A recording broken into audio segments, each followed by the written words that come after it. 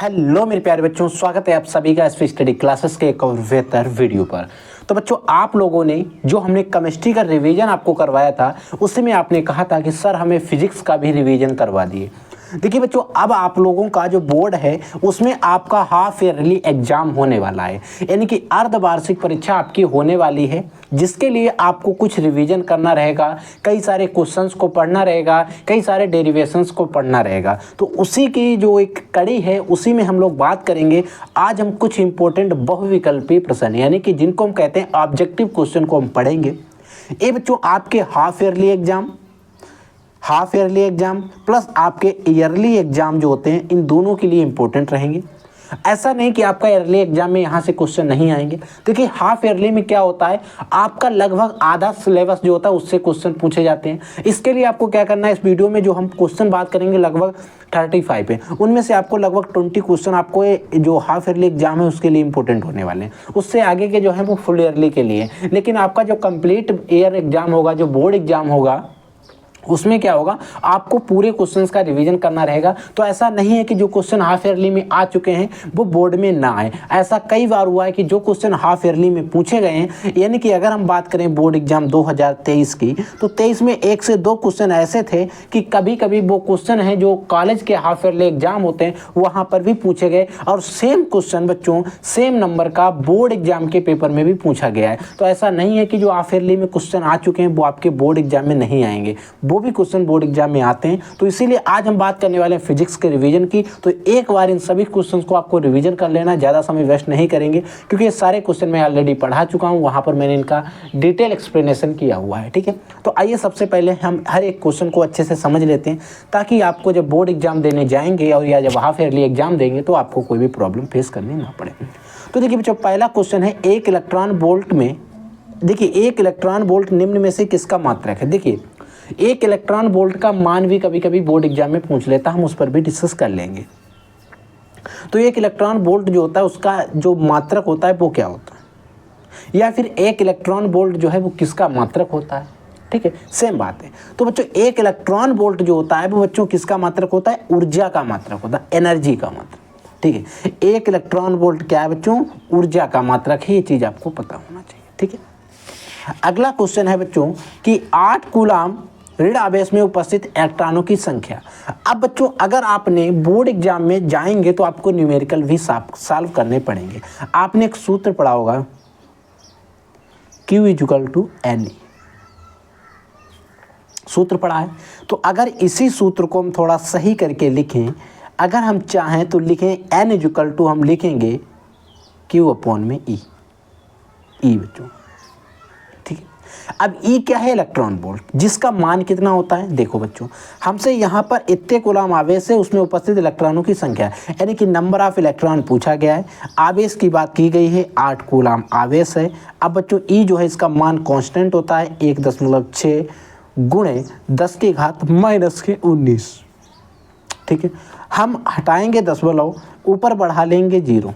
समझ में आ गया। 16 से भाग देंगे, 16 पंचे कितने होते हैं, 80। समझ में आ रहा। अब ये 10⁻⁻19 से इनको ले चलेंगे हम ऊपर, तो हो जाएगा 5 गुणे 10⁻19। अब ये बच्चों किस में हो जाएंगे, आपके पॉजिटिव में, और एक इसका है N = इतने इलेक्ट्रॉन। N का मात्रक क्या होता है, इलेक्ट्रॉन, क्योंकि इलेक्ट्रॉन पूछा गया। तो इसमें N का मान, इलेक्ट्रॉनों की संख्या कितनी आएगी, 5 गुणे 10⁻19 इलेक्ट्रॉन, जो कि यहाँ पर पहला विकल्प हमारा सही है। अगर मैं बता देता हूँ पहला विकल्प सही है और आप कहते हैं कि सर बताइए तो कैसे सही है, इसीलिए मैंने आपको इसको सॉल्व करा के समझाना जरूरी समझा। ठीक है, अब सेम क्वेश्चन जो तीसरा नंबर क्वेश्चन है वो यहाँ से पूछा गया इस E के कंटेक्ट में। क्या क्वेश्चन है, एक इलेक्ट्रॉन वोल्ट का मान होता है, देखो 1.6 गुणे 10⁻⁻19 जूल, और यहाँ पर देखिए जूल यहाँ पर मात्रक दिया गया इलेक्ट्रॉन वोल्ट का मान। ठीक है, इतने जूल होता है। अब जूल किसका मात्रक है, ऊर्जा जो होता है, एक इलेक्ट्रॉन वोल्ट निम्न में से किसका मात्रक होता है, तो ऊर्जा का लिखा गया है। तो ऊर्जा का मात्रक क्या होता है, जूल। ऊर्जा किस में नापी, इसके पास इतने जूल ऊर्जा है, या फिर कैलोरी भी कह सकते हैं, इतने कैलोरी ऊर्जा है। ठीक है, तो आप देखेंगे इसका मात्रक क्या है, जूल है। तो आप यहाँ पर अगर कैलोरी होता तो वो भी चल सकता था। वैद्युत क्षेत्र की तीव्रता का मात्रक, देखिए बच्चों कभी कभी बोर्ड एग्जाम में मात्रक से रिलेटेड क्वेश्चन जो है बोर्ड एग्जाम में ज़्यादा पूछे जाते हैं। तो अगर आपने बोर्ड एग्जाम 2022, हाँ बोर्ड एग्जाम 2022 अगर आप लोगों ने दिया होगा, सॉरी आप लोगों ने नहीं, जिसने भी दिया हो, अगर आपको 2022 का बोर्ड एग्जाम का पेपर मिल जाता है, वहाँ पर इस तरीके के क्वेश्चन आए हैं। आप लोग जाके बोर्ड का पेपर देख लेना, मैं कोई गलत बात नहीं कह रहा हूँ। आपको मेरे चैनल पर मिल जाएगा बोर्ड एग्जाम 2022 का फिजिक्स का पेपर, मैंने एक्सप्लेनेशन के साथ डाला हुआ, जाके देख लेना। इस तरीके के क्वेश्चन वहाँ पर पूछे गए हैं। और प्रीवियस ईयर अगर आप model paper, question paper solve करते होंगे तो वहाँ पर भी आपको इस तरीके के क्वेश्चन जो हैं देखने को मिलेंगे। अगला बच्चों जो क्वेश्चन है, कह रहा है विद्युत फ्लक्स का क्या मात्रक होता है। देखिए बच्चों, जो विद्युत फ्लक्स होता है इसका मात्रक होता है वोल्ट इनटू में मीटर, या फिर वोल्ट मीटर लिखा हुआ कभी कभी मिलता है। कभी कभी गुणे का निशान होता है, कभी कभी क्या होता है इसके बीच में दशमलव जैसा रखा होता है, बस वही होता है। तो वोल्ट मीटर जो होता है एक विद्युत फ्लक्स का मात्रक होता है, याद रखना। अगला क्वेश्चन है कि वैद्युत विभव का मात्रक क्या होता है। तो देखिए, जो वैद्युत विभव का मात्रक होता है बच्चों, अगर आपने विमाएँ वगैरह अच्छे से पढ़ी होंगी तो सारे मात्रक आपको बनाना आता होगा। अगर हम बच्चों आपको विमाएँ पढ़ाने बैठेंगे तो आपके उसी में टाइम लग जाएगा, और आपके पास उतना टाइम है नहीं, तो आप 10-5 जो मात्रक हैं उनको याद कर लेना, रट लेना। बाद बाकी जो भी लॉजिकल क्वेश्चन है वो तो मैं आपको बता ही देता हूँ। तो इसका मात्रक होता है जूल प्रति कूलाम। इसको कभी कभी क्या होगा, मैं आपको बता दे रहा हूँ, इसको भी समझ लीजिए। ऐसे लिखा हुआ ना मिलकर आपको कभी कभी हो सकता है कि मिल जाए। देखो क्या होगा, कभी कभी आप जब बोर्ड एग्जाम दे रहे होगे तो वहाँ पर ऐसा भी मिल सकता है कि जूल अपॉन में कूलाम, ठीक है, ऐसा हो सकता है। एक पॉसिबिलिटी ये है, एक पॉसिबिलिटी ये है, एक आपकी ये भी है, जूल कूलाम इनवर्स, ऐसा भी आपको मिल सकता है। तो कन्फ्यूज नहीं होना, सेम चीज़ है, ठीक है। अगला क्वेश्चन है बच्चों जिसमें हमसे पूछा जा रहा है, किसी आवेशित संधारित्र में संधारित्र की जो ऊर्जा होती है उसका सूत्र हम कैसे निकालते हैं। अब बच्चों ये जो सूत्र है इस पर आपको बोर्ड एग्जाम में न्यूमेरिकल देखने को मिले, और जो कि मैंने न्यूमेरिकल कई सारे सॉल्व करवाए हैं इसके रिलेटेड। इसमें होता है यूज इक्वल, जो ऊर्जा होती है उसको यू से डिनोट करते हैं, हाफ ऊर्जा जो है 1/2 क्यू स्क्वायर अपॉन में सी होता है। इसको आप क्यू स्क्वायर जो होता है आवेश और सी होता है संधारित्र, ठीक है, समझ में आ गया। अगला क्वेश्चन, संधारित्र में प्रयोग किए जाने वाला परावैद्युत पदार्थ क्या होता है। देखिए उसमें मोम भी प्रयोग कर सकते हैं, अभ्रक, कागज, ये सारे प्रयोग जो भी पदार्थ दिए गए हैं परावैद्युत पदार्थ, सारे जो हैं हम संधारित्र में प्रयोग करते हैं। इस तरीके के क्वेश्चन अगर आप प्रीवियस ईयर पेपर उठा के देखोगे तो वहाँ पर आपको मिलेंगे। अगला क्वेश्चन है कि विद्युत धारा घनत्व और अपवाह वेग में क्या संबंध होता है। It is very very most important. इस एक क्वेश्चन है, शायद लघुत्री में आ चुका है, जिसमें इसका फुल एक्सप्लेनेशन कराया गया था। इसको सिद्ध करना रहता है, तो कैसे सिद्ध करना रहता है, चैनल पर इसका डेरिवेशन भी पढ़ा है, जाकर आप लोग देख लेंगे, ठीक है। जे इक्वल टू आता है ENEVD, ठीक है।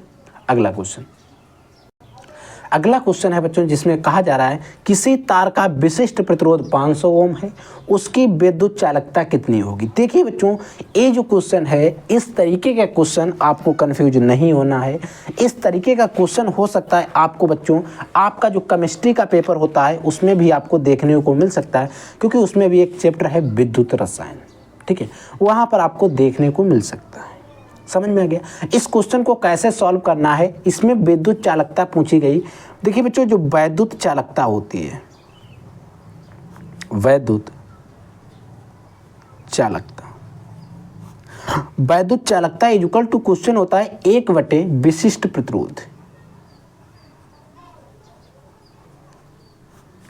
विशिष्ट प्रतिरोध, एक सूत्र होता है। इस सूत्र में हम मान रख लेंगे और आसानी से कर लेंगे, 1 सेकंड का काम है, बस आपको सूत्र पता होना चाहिए। वैद्युत चालकता पूछी गई है, 1/, विशिष्ट प्रतिरोध का जो मान है 500 ओम हमें दिया गया है, इसको हम भाग करेंगे। इसको हम जब काटा पीटी करेंगे, लगाएंगे दशमलव, तो ऊपर एक जीरो बढ़ाएंगे, फिर हम एक जीरो इधर बढ़ाएंगे, फिर एक जीरो हम बढ़ाएंगे, फिर हम एक जीरो इधर बढ़ाएंगे, फिर हम एक जीरो इधर बढ़ाएंगे। 2 जीरो से 2 जीरो को कर देंगे कैंसिल, 5 × 5, 5 दूनी 10, यानी कि 2 बार गया, तो 2 को लिख देंगे हम यहाँ पर। मान कितना आया, 0.002, ठीक है। और किसका मात्रक क्या हो जाएगा, ओम इनवर्स हो जाएगा। इस तरीके से आपको इसको सॉल्व करना, जो कि यहाँ पर दिया गया है। अगर मैं बता देता है ऑप्शन सही है, फिर आप लोगों को शायद कन्फ्यूजन हो सकता था, तो इसीलिए मैंने सोचा आपको समझा दिया जाए, ताकि आप लोगों के अंदर कोई भी कन्फ्यूजन की चीज़ ना रहे। और अगर बच्चों किसी भी क्वेश्चन में कोई भी डाउट रहता है, तो इसके लिए आपको वीडियो के डिस्क्रिप्शन बॉक्स में जाना है, या सॉरी बच्चों, डिस्क्रिप्शन बॉक्स में जाकर आपको व्हाट्सअप चैनल का लिंक मिल जाएगा, वहाँ पर भी हमसे क्वेश्चन पूछ सकते हैं। वहाँ पर व्हाट्सअप का जो नंबर है वो भी दिया गया है चैनल पे, ठीक है। तो अगर आप तुरंत ज्वाइन करोगे तो हो सकता है वो नंबर आपको शो ना हो, लेकिन मैं जब जैसे ही दोबारा अपडेट करूँगा वो नंबर आपको शो हो जाएगा। वहाँ पर आप हमसे क्वेश्चन पूछ लेंगे, या तो आप सीधे कमेंट बॉक्स में जाएंगे, कमेंट करेंगे और टाइप करके हमारे पास क्वेश्चन भेज देंगे, हम उसका जवाब आपको प्रोवाइड करा देंगे। और मैं हर एक बच्चे का जवाब है प्रोवाइड कराने का पूरा प्रयास करता हूँ, वीडियो के माध्यम से, शॉर्ट के माध्यम से, उसको वहीं पर जवाब देने के माध्यम से किसी न किसी तरीके से मैं आप लोगों का डाउट जो है क्लियर करने का पूरा प्रयास करता हूँ। 1 किलोवाट घंटा किसका मात्रक है? देखिए बच्चों, 1 किलोवाट घंटा जो होता है विद्युत ऊर्जा जो होती है उसको नापा जाता है, ठीक है। जो विद्युत ऊर्जा नापी जाती है वो किलोवाट घंटा में नापी जाती है। चुंबकीय क्षेत्र का मात्रक क्या होता है? शायद यही बोर्ड एग्जाम 2022 के अंदर सेम क्वेश्चन पूछा गया है, वेबर प्रति मीटर स्क्वायर। अब देखिए यहाँ पर भी मैं वही चीज़ बताऊंगा, वेबर प्रति मीटर स्क्वायर दिया गया है तो वेबर अपॉन मीटर स्क्वायर हो सकता है, वेबर अपॉन मीटर इनवर्स तो की घात माइनस लग सकता है, यानी कि वेबर मीटर स्क्वायर इनवर्स मिल सकता है, ठीक है। तो आपको याद रखना 1 से 2 क्वेश्चन, जैसे ज़्यादा से ज़्यादा 10 क्वेश्चन ऐसे होते हैं जो इंपॉर्टेंट है, उनको आप रट लेना। मैं एक ऐसा वीडियो लाने का प्रयास करूँगा जिसमें मैं आपको सिर्फ मात्रक बता दूंगा, उन्हीं से अगर बोर्ड एग्जाम में आते तो आपको फंस सकते हैं, ठीक है। निम्न में से किसकी चुंबकीय पारगम्यता अधिकतम है? देखिए इनमें से आपको बताना है किसकी चुंबकीय पारगम्यता जो है अधिकतम है। अब इसके लिए आपको चुंबकीय पारगम्यता और उनके पूरे प्रॉपर्टीज के बारे में पढ़ना पड़ेगा। तो आप यहाँ पर 1 से 2 क्वेश्चन जो है याद रख लीजिए। लौह चुंबकीय पदार्थ, ठीक है।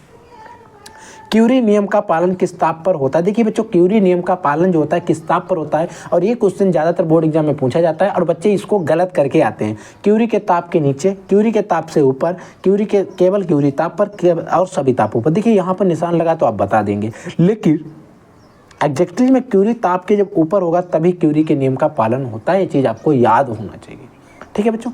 अगला क्वेश्चन देखिए, अगला बच्चों क्वेश्चन है कि किसी प्रत्यावर्ती धारा परिपथ में वोल्टेज V तथा धारा I हो तब शक्ति क्षय क्या होगा? देखिए ये क्वेश्चन भी मैंने कई बार पढ़ाया है, हर एक वीडियो में पढ़ाता हूँ और इम्पोर्टेंट है इसीलिए मैं पढ़ाता हूँ। धारा V तथा I के बीच का जो कोण जो होता है उस पर निर्भर करता है, ये चीज़ आपको पता होना चाहिए। दोलन करने पर LC परिपथ की आवृत्ति क्या होती है? 1/2 पाई √LC होता है। एक उच्चाई ट्रांसफार्मर में द्वितीय कुंडली में धारा का मान प्रारंभिक कुंडली की तुलना में क्या होता है? कम होता है। ये चीज़ याद रखना, क्योंकि उच्चाई और अपचाई ट्रांसफार्मर के बारे में आप जब पढ़ेंगे, ये पूरा 5 नंबर में क्वेश्चन जब आएगा, जब आप ट्रांसफार्मर की संरचना पढ़ेंगे, मैंने आपको पढ़ाई है, चैनल पर जाकर आप पढ़ सकते हैं, या तो आप कहीं से भी पढ़ लेना, वहाँ पर आपको इस जो क्वेश्चन है इसका जवाब वहाँ पर आपको अच्छे से मिल जाएगा, ठीक है। किसी ट्रांसफार्मर में क्या संभव नहीं है? DC धारा संभव नहीं होती, डिस्ट धारा। निम्नलिखित में से विद्युत चुंबकीय तरंग नहीं है। बीटा किरणें जो होती हैं विद्युत चुंबकीय तरंगें नहीं होती, याद रख लेना, इंपॉर्टेंट क्वेश्चन है, स्टार लगा लेना, क्योंकि क्वेश्चन को बच्चे गलत करके आते हैं, ठीक है। सबसे अधिक आवृत्ति की तरंग दैर्घ्य कौन सी? इससे अगर हम इन सभी तरंगों में तुलना करेंगे तो गामा तरंग जो होती है इसकी सबसे ज़्यादा आवृत्ति होती है। याद रख लेना कि यदि सघन माध्यम में आपतन कोण क्रांतिक कोण के बराबर हो तो आपतन कोण का मान कितना होगा? अगर आपने प्रकाश का परावर्तन वाला चैप्टर अच्छे से पढ़ा होगा उस पूरी यूनिट को, तो वहाँ पर आपने क्रांतिक कोण के बारे में पढ़ा होगा। तो क्रांतिक कोण जो होता है वो अगर सघन माध्यम है, माध्यम 2 होते हैं, ज़्यादातर हम पढ़ते हैं सघन और विरल माध्यम पढ़ते थे, ठीक है। तो अगर सघन माध्यम है, आपतन कोण और क्रांतिक कोण के जो मान है बराबर होंगे, आपतन कोण और तो आपतन कोण का जो मान होगा वो कितना होगा? क्योंकि इस प्रकार के क्वेश्चन जो है बोर्ड एग्जाम में ज़्यादा पूछे जाते हैं ताकि बच्चे कन्फ्यूजन हो जाए, ठीक है। तो कितना होगा? 90 डिग्री होगा।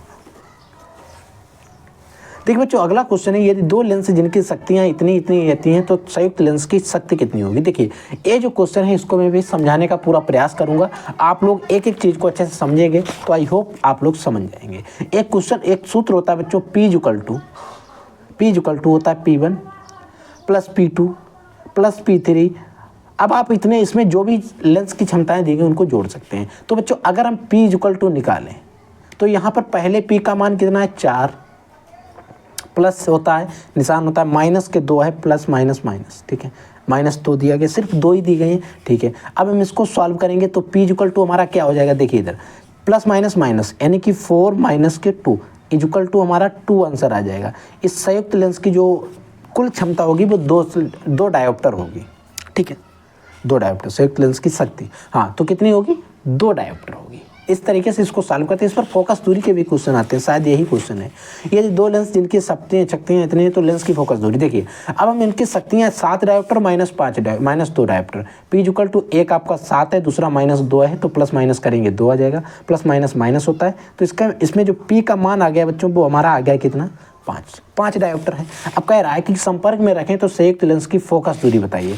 अब बच्चों यहाँ पर हमें इसकी बतानी है फोकस दूरी। इसके लिए हमें एक सूत्र पता होना चाहिए। एक सूत्र होता है बच्चों F इक्वल टू, बच्चों ये F बना है, F इक्वल टू 1/P, ठीक है। अब यहाँ पर P यही है जो शक्ति 6 जिसकी आप शक्ति की बात कर रहे थे, पावर की, ठीक है।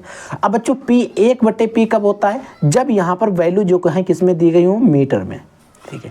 लेकिन अगर सेंटीमीटर में दी गई तो 100/P होता है। ये वैल्यू किस में होती है, सेंटीमीटर में। ये दो क्वेश्चन होते हैं। अब हमें इस प्रकार की चीज़ों के लिए हमें कौन सा सूत्र लगाना, हमें आंसर देखना पड़ेगा। आंसर में सारी वैल्यू सेंटीमीटर में दी गई तो हम सेंटीमीटर वाला सूत्र ए लगाएंगे, यानी कि F इक्वल टू 100/P लगाएंगे। और चूंकि हमें जो P है उसका मान पता है, कितना है 5, इसको 5 से भाग देंगे, 5 दूनी 10, यानी कि ऊपर कितना बचा 20, यानी कि जो F फोकस दूरी आ गई वो हमारी आ गई 20 सेंटीमीटर। इस तरीके से मैंने इसको सॉल्व कर लिया। चूंकि ऑप्शन जो हमारा तीसरा वाला सही है इसीलिए इसमें निशान लगाया गया है। आई होप आपको समझ में आ गया होगा।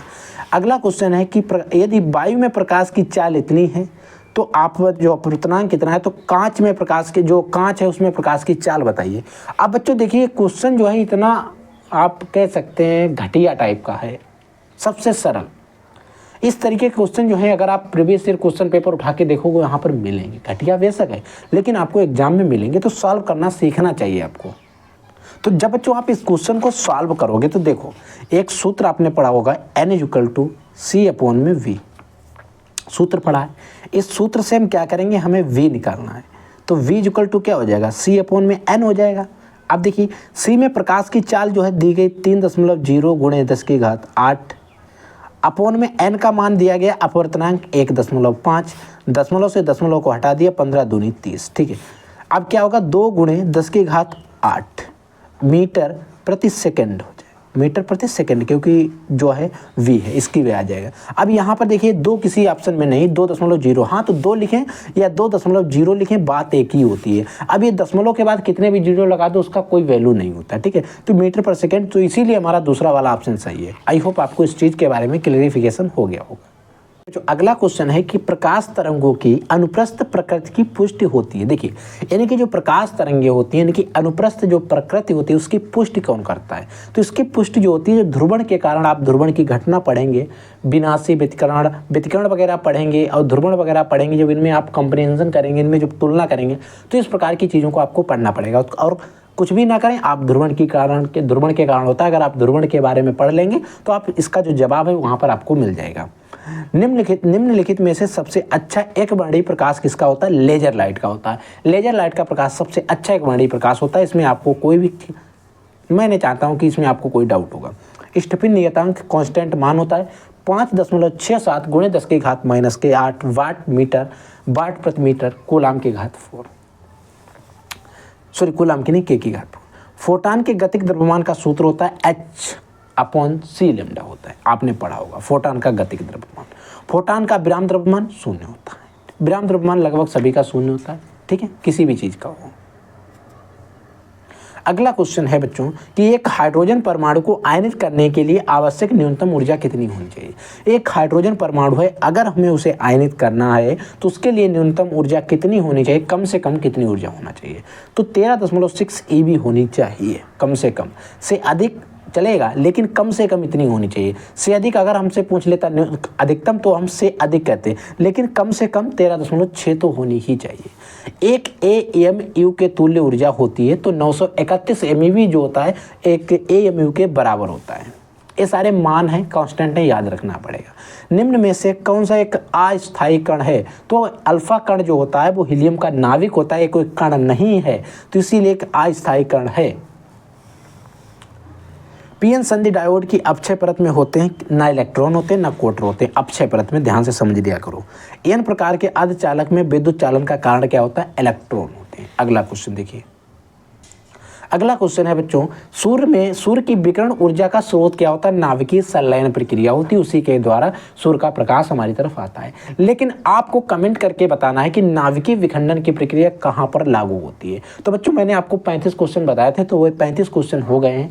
आपको मैंने क्वेश्चन दे रहा हूँ होमवर्क में, आप समझ लीजिए कि सूर्य में प्रकाश का जो स्रोत है वो नाभिकीय संलयन प्रक्रिया के द्वारा होता है, लेकिन नाभिकीय विखंडन प्रक्रिया कहाँ पर होती है इसके बारे में आपको कमेंट करना है। और वीडियो के डिस्क्रिप्शन बॉक्स में जाकर आपको व्हाट्सएप चैनल का लिंक मिलेगा, उसे ज्वाइन कर लेना। टेलीग्राम का भी लिंक मिलेगा, वहां पर आपको नोट्स मिलेंगे इसके। ठीक है बच्चों, तो आप लोग पढ़ते रहिए, आगे बढ़ते रहिए। I will take in this class. तब तक के लिए जय हिंद, वंदे मातरम।